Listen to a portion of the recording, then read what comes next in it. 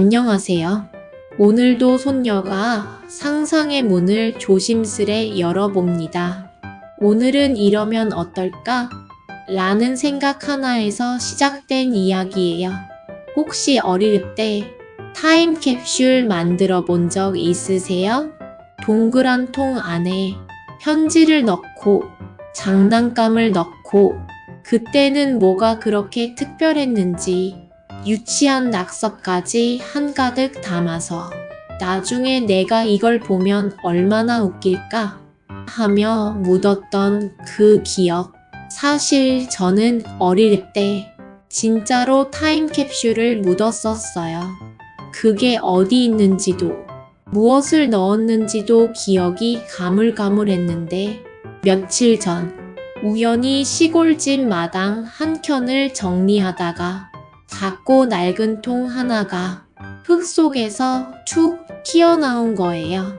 덜컥 심장이 뛰었어요. 이거 혹시? 설마 하면서 통을 열었는데요. 그 안에는 한 권의 작은 노트가 들어 있었어요. 그런데 놀라운 건 그 노트는 과거에 내가 쓴 것이 아니라 미래에 내가 써놓은 일기장처럼 보였다는 거예요. 겉표지엔 이렇게 적혀 있었어요. 너에게 보내는 나의 이야기. 너무 이상하죠? 어떻게 미래의 내가 과거의 나에게 편지를 보낼 수 있겠어요? 하지만 그 순간 알 수 없는 감정이 올라왔어요. 이건 상상일 수도 있고 어쩌면 진짜 기억일지도 모른다는 이상한 확신이었어요. 노트의 첫 장을 넘기자 이렇게 쓰여 있었어요. 안녕 나야. 지금 너는 몇 살이지? 혹시 아직도 밤마다 눈물 흘리고 있니? 괜찮아. 그거 다 지나가.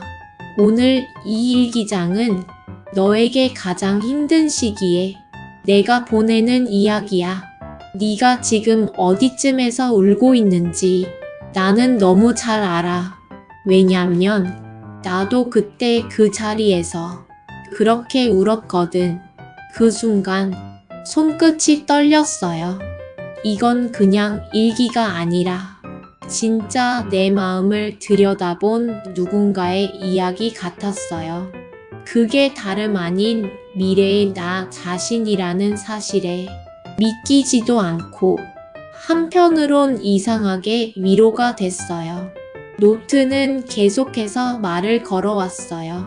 마치 진짜 누군가가 수화기 너머에서 속삭이는 것처럼요. 지금 너는 그 사람의 말 한마디에 무너지고 어떤 날은 그냥 아예 아무 말도 하기 싫어서 방 안에 숨어 있지? 하지만 알아? 그날들도 나중엔 정말 소중해질 거야. 아무도 너한테 잘했다고 말해주지 않았던 날조차 지금 이 글을 쓰고 있는 나는 그때의 너를 제일 자랑스러워해.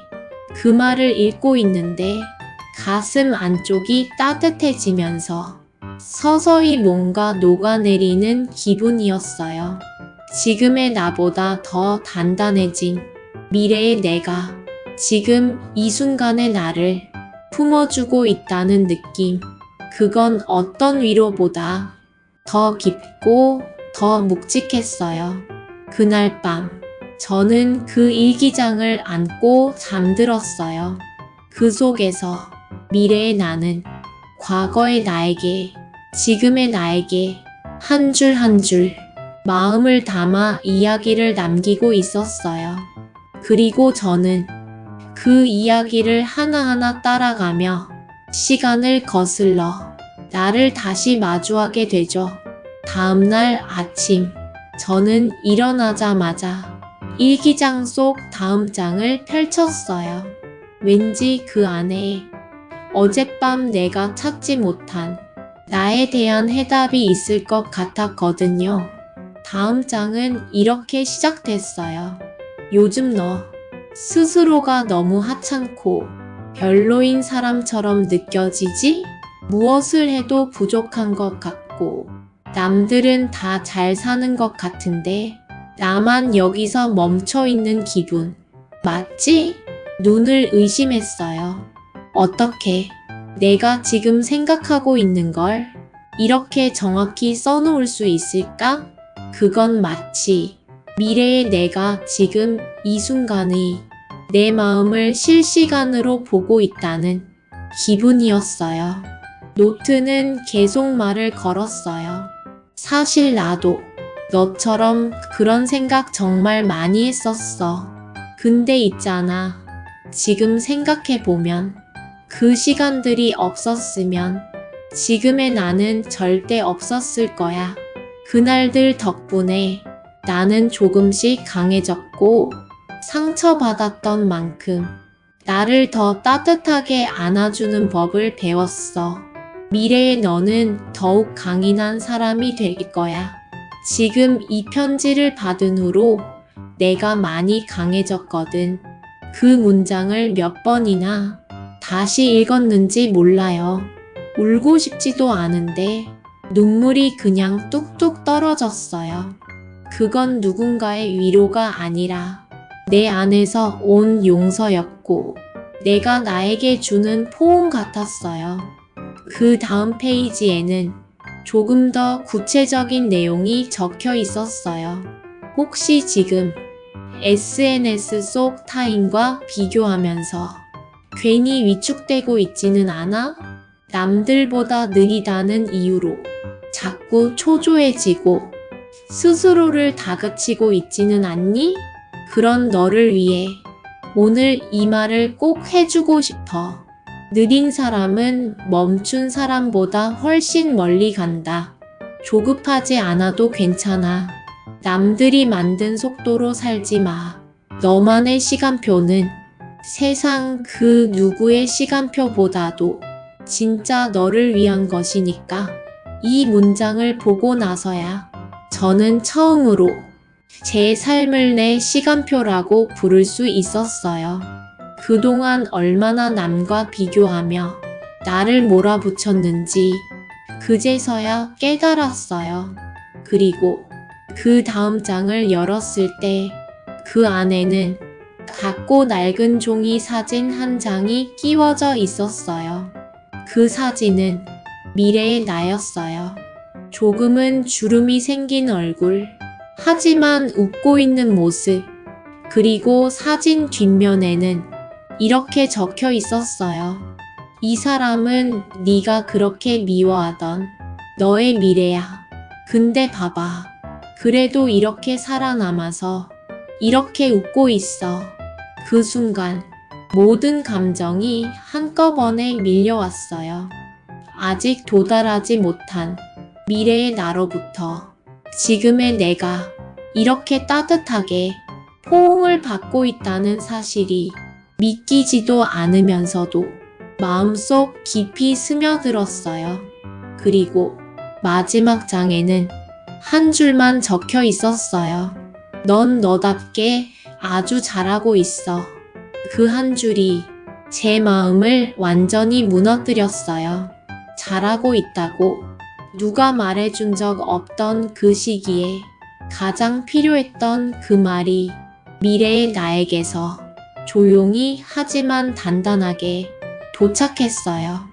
그날 저는 그 일기장을 껴안고 진심으로 처음 나 자신에게 말했어요. 나 잘하고 있었구나. 그걸 몰랐네. 며칠이 지났어요.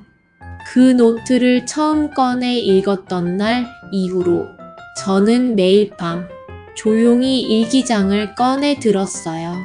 미래의 내가 과거의 나에게 남긴 이야기.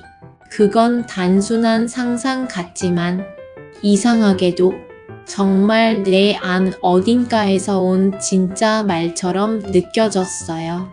그러다 어느 날 저는 결심했어요. 그 노트를 다시 타임캡슐에 넣기로요. 왜? 라고요? 글쎄요.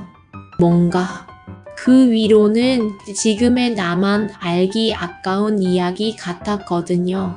언젠가 지금보다 더 힘들어질지도 모르는 미래의 내가 다시 꺼내어 볼 수 있도록 또 누군가가 우연히 발견해서 그 안에서 따뜻한 위로를 꺼내갈 수 있도록 그래서 저는 그 노트를 조심스레 접고 작은 천에 감싸서 다시 타임캡슐에 넣었어요. 그리고 그 위에 작은 쪽지를 하나 더 얹었어요. 거기엔 이렇게 적었어요. 이 노트를 다시 꺼내는 당신에게 당신은 지금도 충분히 잘하고 있습니다. 그리고 앞으로도 괜찮을 거예요. 그렇게 뚜껑을 닫고 조용히 묻었어요. 그건 마치 내 안에 있었던 어떤 무거움을 땅 속에 살며시 내려놓는 기분이었어요. 집에 돌아오는 길, 하늘이 참 예뻤어요.